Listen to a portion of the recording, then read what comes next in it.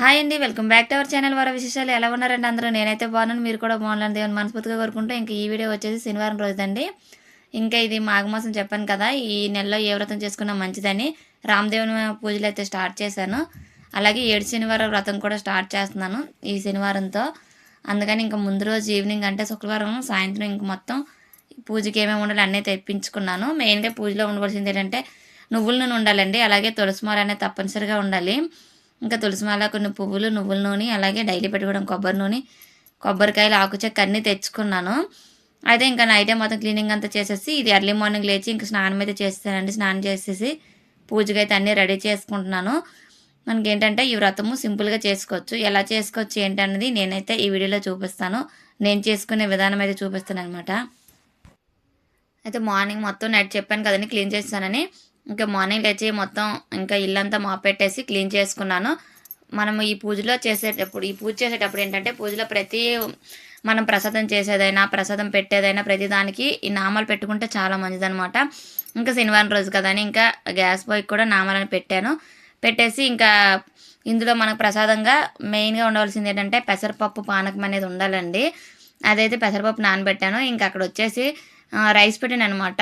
ఇంక పూజ చేసుకునేసరికి నా పూజ పూర్తి అయ్యేసరికి పిల్లలు స్కూల్కి అయితే టైం అయిపోతుంది కదా, ఇంకా వాళ్ళకైతే క్యారేజ్కి ఇబ్బంది ఉండకూడదని నేను పూజకైతే ఒకవైపు అన్నీ రెడీ చేసుకుంటూ ఒకవైపు అయితే వాళ్ళకి రైస్ అయితే పెట్టాను. రైస్ పెట్టేస్తే వాళ్ళకి క్యారేజ్కి ఏదైనా పెట్టేవచ్చని సాంబార్ ఏదో చేసి పెట్టేద్దామని అయితే అందుకు రైస్ పెట్టేసి ఆ రైస్ అయితే అయ్యేలోపు నేను ఇంక పూజ పనులన్నీ చేసుకుంటున్నాను. ఈ పీటలు అనేవి ముందు రోజే మొత్తం కడిగేసి పెట్టాను. అయితే మార్నింగ్ మళ్ళీ ఇంకా వీటికైతే ముగ్గులు పెట్టుకుంటున్నాను అనమాట.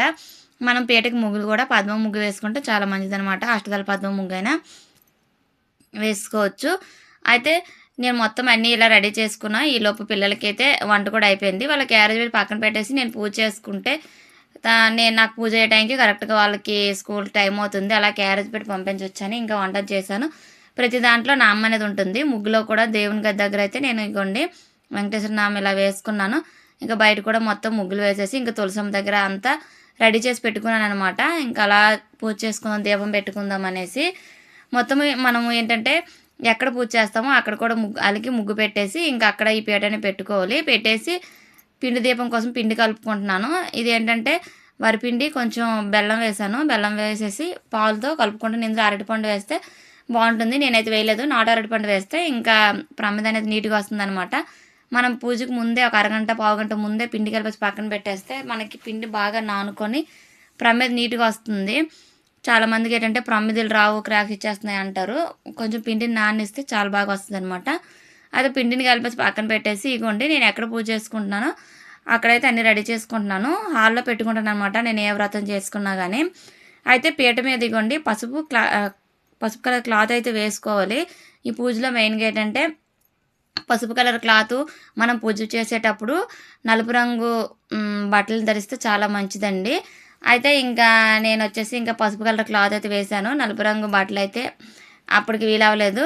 నలుపు రంగుది ఉంటే వేసుకుంటే మంచిదనమాట. శారీ అయినా ఏదైనా నలుపు రంగు వాడుకుంటే మంచిది. అయితే ఫోటో కూడా వెంకటేశ్వర స్వామి లక్ష్మీదేవితో సహా ఉన్నదైతే మంచిదండి. ఓన్లీ వెంకటేశ్వర స్వామిది ఉందంటే లక్ష్మీదేవి విగ్రహం ఉన్న పెట్టుకుంటే మంచిది. నేనైతే ఇగోండి పూజకు మొత్తం ఇలా రెడీ చేసుకున్నాను. పిండి దీపం అయితే మనం కొంతమంది 7 ప్రమిదలు పెడతారు, కొంతమంది 3, 5 పెడతారు. ఒకటైనా పెట్టుకోవచ్చండి. నేనైతే ఈ 6 వారాలు కూడా ఒక్క ప్రమిదే పెడతాను. పెట్టేసి 7వ వారం అయితే 7 ప్రమిదలు పెడతాను. పిండి ప్రమిదలు అనేవి మనం ఎన్ని పెట్టినా కానీ ప్రతి ప్రమిదికి 7 ఒత్తులు కలిపి ఒక ఒత్తుగా చేసి అయితే పెట్టుకోవాలండి. మెయిన్గా చెప్పాను కదా, నువ్వుల నూనెతో దీపం వెలిగిస్తే చాలా మంచిదనమాట ఈ పూజలో. నేనైతే ఒకటి పెట్టుకొని నార్మల్గా దీపాలు మళ్ళీ మనం డైలీ పూజలు ఎలా పెట్టుకుంటామో అలాగే దీపం కుందులు పెట్టుకొని పిండి దీపం అయితే ఒకటి పెట్టుకుంటాను. ఇంకా దీపం కుందులకి పిండి దీపంకి అన్నిటికీ నామాలు అయితే పెట్టుకోవాలి. చెప్పాను కదండి పూజ చేసేటప్పుడు పూజ చేసేవారు కూడా నామం పెట్టుకొని చేస్తే చాలా మంచిది. నేనైతే ప్రతి సాటర్డే పెట్టుకుంటాను. ఈ పూజ చేసేటప్పుడు అయితే కన్ఫామ్గా పెట్టుకోవాలి అందరూ కూడా. చాలా మంచిదండి నామం పెట్టుకొని పూజ చేస్తే. మనకి శంకు చక్ర నామాలతో ఉన్నవి పూజలో పెట్టుకున్నా మంచిదండి. అంటే దీపం కుందులైనా ఏవైనా సరే పూజలో పెట్టుకొని చేస్తే ఇంకా మంచిదనమాట. అయితే నేను ఇంకా వెంకటేశ్వర స్వామి లక్ష్మీదేవితో ఉన్న ఫోటో పెట్టుకున్నాను. అలాగే మనం పూజ చేసేటప్పుడు మెయిన్గా ఏంటంటే వినాయకుని ఫస్ట్ పెట్టుకోవాలండి. వినాయకుని పెట్టేసి వినాయకుని దగ్గర కూడా ఒక దీపం పెట్టి నైవేద్యం పెట్టి ఫస్ట్ వినాయకుని దగ్గర పూజ అయితే చేసుకోవాలి. వినాయకుని పూజ అయిపోయిన తర్వాత మనము వెంకటేశ్వర స్వామి పూజ అయితే మొదలు పెట్టాలి. ఫస్ట్ వినాయకుని పూజ చేసుకొని మనకి 7 వారాలు కూడా ఏమీ అడ్డు లేకుండా మంచిగా జరిగిపోవాలని, ఏ ఆటంకాలు లేకుండా అనేసి మనం ఇంక దండం పెట్టుకొని అయితే పూజను స్టార్ట్ చేయాలండి. అయితే ఈ పూజ ఏంటంటే మగవారైనా, ఆడవారైనా ఎవరైనా చేయొచ్చు. మగవారైతే మాత్రం 7 వారాలు తప్పకుండా చేసుకుంటే మంచిదండి. ఎందుకంటే వాళ్ళకి ఏ అడ్డులు ఉండవు. లేడీస్‌కి అయితే కొన్ని ప్రాబ్లమ్స్ ఉంటాయి కదా! కానీ లేడీస్‌లో ప్రాబ్లమ్ ఉన్నా గానీ ఫస్ట్ 3 వారాలు ఆగకుండా చేసుకుంటే అక్కడి నుంచి 4 వారం నుంచి ఏదైనా ఆటంకం వచ్చినా నెక్స్ట్ వారం నుంచి చేసుకోవచ్చు. అలా చేసుకుంటే చాలా మంచిదండి. అయితే ఈ పూజ చేసే వాళ్ళు కొన్ని నక్షత్రాలు బట్టి కొన్ని రాసుల వారు కూడా చేసుకుంటే మంచిదని ఉంటుంది. అలా తెలుసుకొని చేసుకోవచ్చు. కొన్ని రాసుల వారికి చాలా మంచిదనమాట ఈ వ్రతం అనేది చేసుకుంటే. అయితే నేను నా దగ్గర వెంకటేశ్వర స్వామి, లక్ష్మీదేవి విగ్రహాలున్నాయి. ఇంకా వెంకటేశ్వర స్వామి, లక్ష్మీదేవితో సహా ఉన్న ఫోటో పెట్టాను, కానీ విగ్రహాలు కూడా పెట్టుకొని నేనైతే అక్కడ ఇంకా అష్టోత్తరం చదువుకొని పూజ చేసుకుందామని పెట్టుకున్నాను. మనం ఈ పూజలో ఏంటంటే ఫస్టు శనీశ్వరుని పూజించుకోవాలండి. వినాయకుడిని పూజ చేసిన తర్వాత శనీశ్వరుని పూజించుకొని చిమ్మిడి ముద్దనైతే ప్రసాదంగా పెడితే చాలా మంచిది. ప్రసాదంలో కూడా నల్లటివి ఏవైనా అంటే గ్రేప్స్ ఇలాంటివి పెట్టుకుంటే మంచిదనమాట, నలుపుటియి. నా దగ్గర గ్రేప్స్ ఉంటే పెట్టుకున్నాను. అలాగే వెంకటేశ్వర స్వామి దగ్గర ముత్యాలతో అష్టోత్తరం చదువుకున్నాను. ఇంకా లక్ష్మీదేవి దగ్గర అయితే తామర గింజలతో అష్టోత్తరం చదువుకున్నాను. మనకి ఏడు శనివారం వ్రతం బుక్లో కథ ఉంటుంది. వెంకటేశ్వర స్వామి అష్టోత్తరం ఉంటుంది, పద్మావతి అష్టోత్తరం ఉంటుందండి, లక్ష్మీదేవి అష్టోత్తరం ఉంటుంది, చదువుకోవచ్చు. ఈ కథ అంతా చదివాక గోవింద నామాలు చదువుకుంటే మంచిదనమాట. అలాగైతే ఈ పూజను చేసుకోవాలి. శనీశ్వరుని పూజిస్తే చాలా మంచిదండి. ఇందులో ఇదేంటంటే మనము దేవతలను 7 రోజులు ఆరాధిస్తాం, కానీ శనీశ్వరుడు అనేసరికి దూరంగా వెళ్తారు. దానికి కారణం ఏంటంటే ప్రజల్లో శని గురించి తెలియకపోవడమేనండి.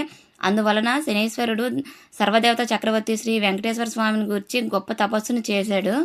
అప్పుడు వెంకటేశ్వర స్వామి వారు శనీశ్వరునికి ప్రత్యక్షమై నీకు ఏం కావాలో కోరుకోమనగా, స్వామి నా పేరు వింటే ప్రజలు భయపడతారు. ఇక శనివారం అనగా శనివారం నాడు స్నానాదులు ఆచరించి పూజించే వారికి వారం రోజుల్లో వచ్చే పుణ్యఫలం ఆ ఒక్క రోజులోనే ప్రజలకు వచ్చినట్లుగా వరమిమ్మనగా, అలాగే శ్రీ వెంకటేశ్వర స్వామి వారు ఆ శనైశ్వర నీవు కోరిన ప్రకారం భక్తులు నిన్ను కొలిచిన శనివారం నాడు పూజిస్తే గొప్ప ఫలం లభిస్తుంది. అంతేకాదు శనివారంలో నేను కూడా కలిసి ఉంటాను.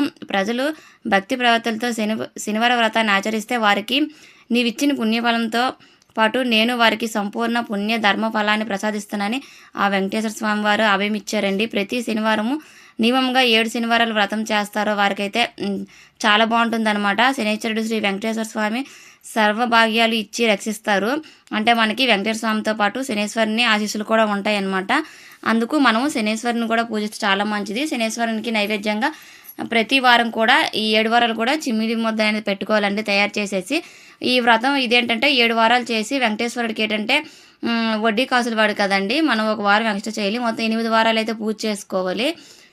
మనము అంటే ప్రతి వారం కూడా కొబ్బరికాయ కొట్టుకోవచ్చు, లేదంటే లాస్ట్ వారము 7 వారాలది ఒక్కసారి కొబ్బరికాయ కొట్టచ్చు. నైవేద్యం అయితే మాత్రం చెప్పాను కదండి, వడపప్పు పానకం అనేది కంపల్సరీగా ఉండాలి. మనకు వీలైతే ఏదో ఒక నైవేద్యమే తయారు చేసి పెట్టుకోవచ్చు. లాస్ట్ మాత్రం మనం ప్రతి వారము ఎవరికైనా ఒకరికి భోజనం పెట్టచ్చు, లేదంటే లాస్ట్ వారం మాత్రం ఎవరికైనా భోజనం పెట్టి తాంబూలం ఇస్తే మంచిదనమాట. అలాగే 7 రకాల పిండి వంటలతో లాస్ట్ వారం అయితే పూజ చేసుకోవాలి. ఈ పూజ అనేది ఒక్కొక్కరు ఒక్కో విధంగా చేస్తారండి. ఇలా సింపుల్గా చేసుకోవచ్చు అనమాట. దీనికి పెద్ద హంగామా ఆర్భాటాలు ఏం లేదు. చెప్పాను కదా, లాస్ట్ వారం అయితే కొంచెం ఎవరికైనా భోజనం పెట్టి తాంబూలం ఇచ్చి 7 రకాల పిండి వంటలతో పూజ చేసుకోవాలన్నమాట. అయితే ప్రతి వారం ప్రసాదం పెట్టినా పెట్టకపోయినా వడపప్పు పానకం అనేది పెట్టుకుంటే సరిపోతుంది. అలాగే వెంకటేశ్వర స్వామి వ్రతం చేసేటప్పుడు ఏంటంటే వెంకటేశ్వర స్వామి అలంకరణ ప్రియులండి. మనం ఎంత బాగా అలంకరిస్తే ఆయన అంత సంతృప్తి చెందుతారనమాట. స్వామివారికి మనకు వీలైనంతలో మన చెట్లకు ఉన్నవైనా మనం కొనుక్కున్న పువ్వులతోనైనా నిండుగా అలంకరించుకుంటే చాలా మంచిదండి. ఈ వ్రతంలో మాత్రం పూజ అయితే ఇలా సింపుల్గా చేసుకోవచ్చండి. నేనైతే ఇలా చేసుకున్నాను. వీడియోకి నచ్చినట్లయితే లైక్ చేయండి, షేర్ చేయండి, మన ఛానల్